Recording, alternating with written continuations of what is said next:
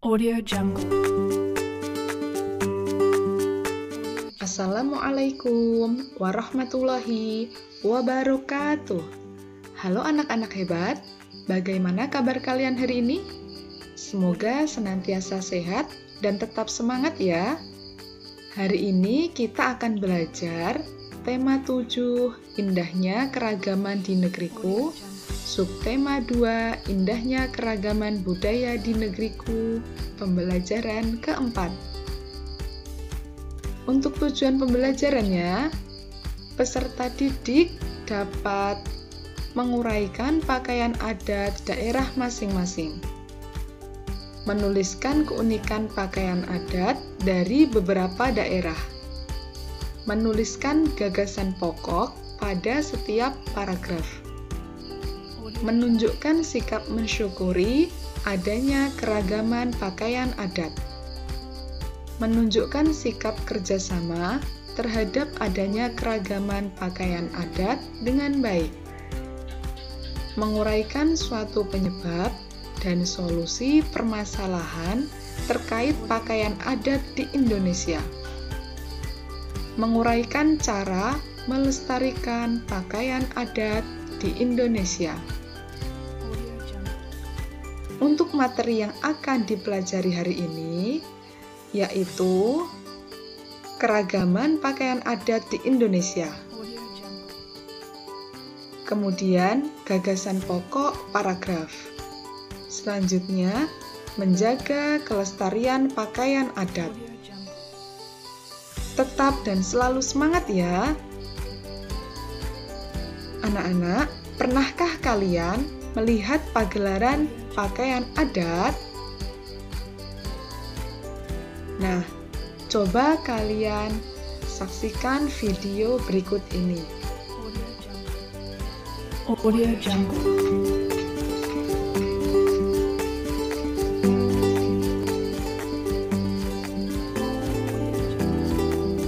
Audio Jungle.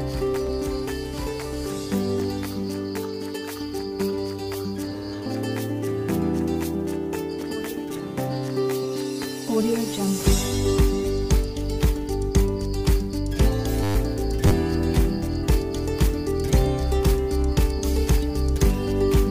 Audio Jungle.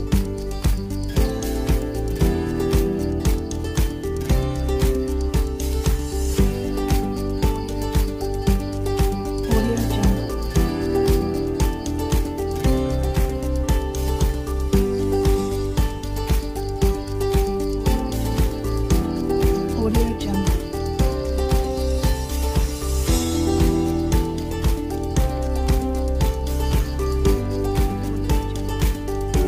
Audio Jungle.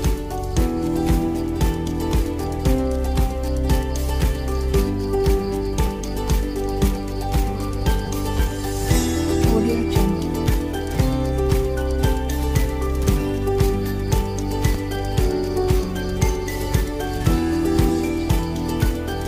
Audio Jungle.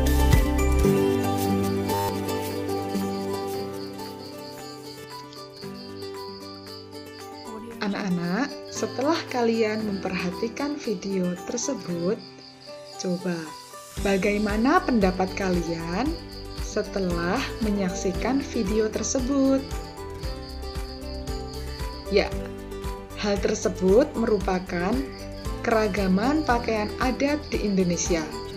Setiap daerah memiliki keunikan pakaian adat masing-masing. Keunikan pakaian adat dapat dilihat dari baju dan rok ataupun celananya, aksesoris kepala, leher, tangan maupun kaki. Lalu, bagaimana keadaan pakaian adat di daerahmu?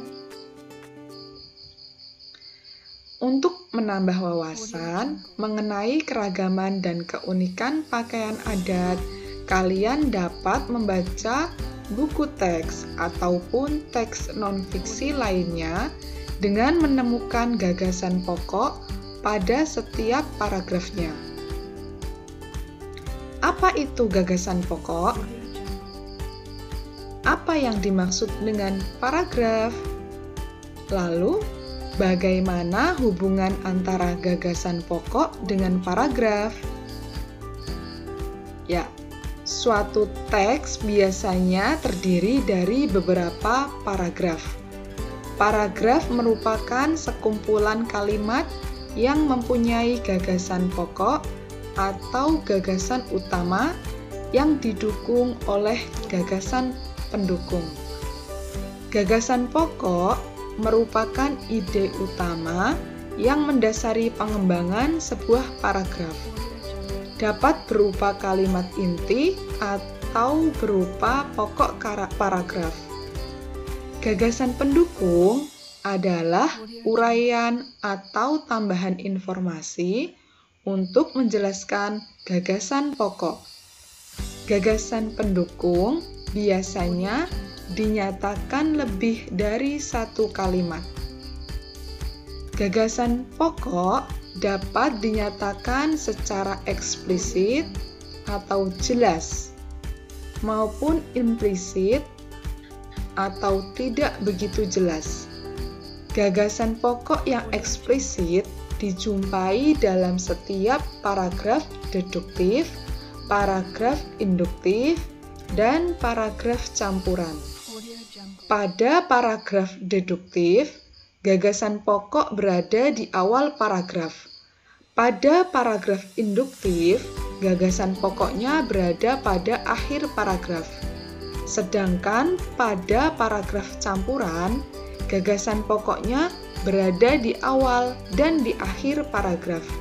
Sementara itu, gagasan pokok yang implisit umumnya dijumpai dalam paragraf deskriptif dan naratif. Pada jenis paragraf ini, gagasan pokoknya dapat dijumpai pada seluruh kalimat dalam paragraf tersebut. Ada sebuah teks non-fiksi mengenai keunikan pakaian adat wanita Minangkabau. Setiap daerah mempunyai pakaian adat, begitu pula dengan daerah Minang di Sumatera Barat. Pakaian adat bagi wanita Minang sering disebut limpapeh, rumah nan gadang. Pakaian adat limpapeh, rumah nan gadang ini terdiri atas beberapa bagian. Setiap bagian memiliki keunikan masing-masing. Berikut ini adalah bagian-bagian dari pakaian adat limpapeh rumah nan gadang. Bagian paling atas adalah penutup kepala berbentuk runcing, gonjong menyerupai bentuk atap rumah Minangkabau. Penutup kepala ini disebut tingkulak. Namun, para pengantin biasanya memakai hiasan yang disebut suntiang. Selanjutnya adalah baju adat yang disebut baju Batabué. Baju ini penuh dengan hiasan benang emas yang melambangkan kekayaan alam Minangkabau. Corak hiasan benang emas beragam. Pada pinggir baju ada batas yang diberi benang emas dan disebut minsi. Baju bagian bawah berupa kain atau sarung yang disebut lambak. Kain sarung dapat berupa kain tenun atau kain songket. Wanita Minang juga mengenakan selendang yang disebut salempang. Sebagai pelengkap, pakaian adat ini juga dilengkapi dengan perhiasan. Perhiasan yang dikenakan berupa gelang dan kalung. Gelang biasa disebut galang. Kalung biasa disebut dukwah. Apa saja ya pokok atau ide gagasan pada teks tersebut? Nah, kalian dapat mengisikan gagasan pokok pada tabel yang telah disediakan, seperti berikut ini. Nah, anak-anak, begitu banyak keragaman pakaian adat di Indonesia. Lalu, bagaimana sikap terhadap keragaman tersebut? Pernahkah kalian mendengar suatu permasalahan terkait pakaian adat di Indonesia? Coba kalian perhatikan video berikut ini.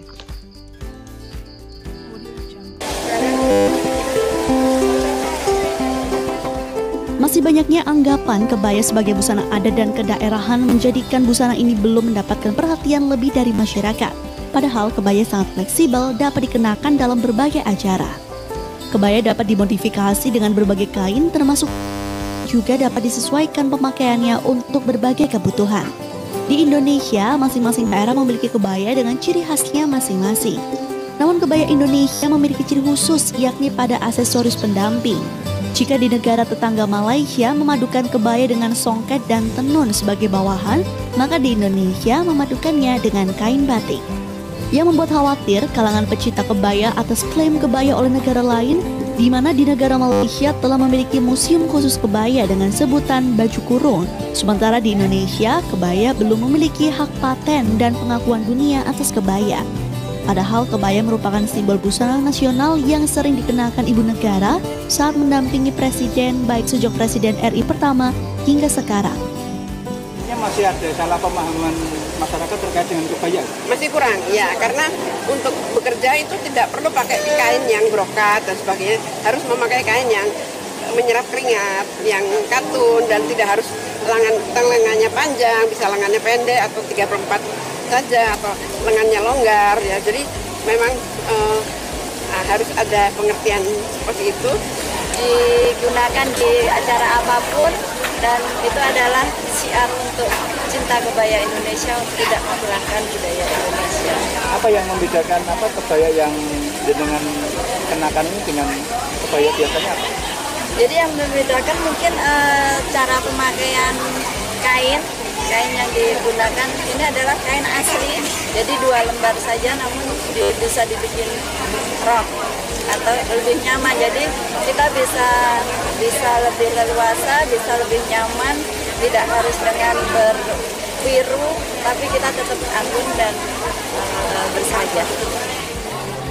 Sebagai upaya mendorong masyarakat akan kecintaan terhadap kebaya, para pegiat budaya dari berbagai paguyuban masyarakat akan menggelar pemecahan rekor mulai sebanyak 2020 wanita akan berkebaya dengan berbagai bentuk mode. Hal ini untuk menunjukkan kepada masyarakat luas bahwa kebaya bukan hanya sekedar pakaian adat Jawa, namun merupakan busana nasional asli bangsa Indonesia. Haryatmaja, Jogja TV.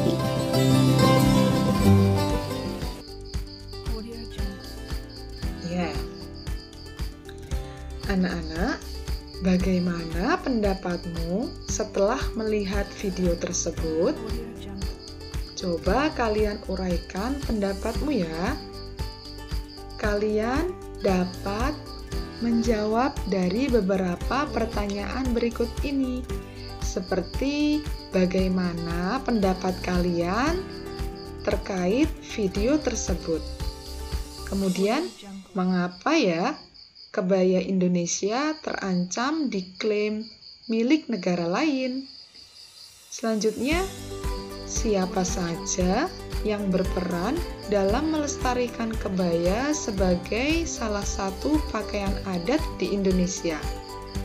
Kemudian, bagaimana upaya untuk melestarikan pakaian adat agar tidak punah dan diklaim negara lain? Selanjutnya, bagaimana peran kalian sebagai anak bangsa dalam melestarikan pakaian adat? Karena begitu pentingnya kita dalam melestarikan pakaian adat di Indonesia agar tidak punah, tidak diklaim menjadi milik negara lain, dan tetap lestari, kita harus tetap selalu menjaga, melestarikan, dan membudayakan pakaian adat di Indonesia. Kembangkan, uraikan upaya kalian dalam melestarikan pakaian adat di Indonesia. Demikian Terima kasih. Wassalamualaikum warahmatullahi wabarakatuh.